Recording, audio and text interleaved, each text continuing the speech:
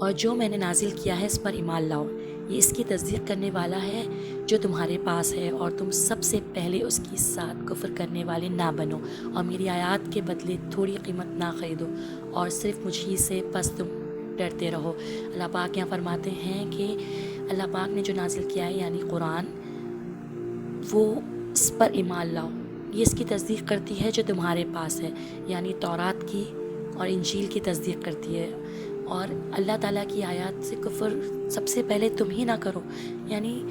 یہی لوگ انتظار میں تھے کہ آخری پیغمبر کب آئیں گے اور اللہ کی آخری کتاب کب آئے گی، تو تم ہی سب سے پہلے کفر کرنے والے نہ بن جاؤ۔ اور اللہ پاک کہہ رہے ہیں اللہ کی آیات کو تھوڑی سی قیمت میں نہ بیچو، یعنی وہ اللہ تعالیٰ کی آیات کو اس لیے نہ رد کریں تاکہ ان کا کوئی رتبہ، ان کی کوئی چودراہٹ میں کچھ کمی آئے۔ یہ دنیا کی حقیر چیز ہے، اللہ پاک کی آیات بڑی ہیں، تو اس کے بدلے نہیں بیچو اللہ کی آیت کو۔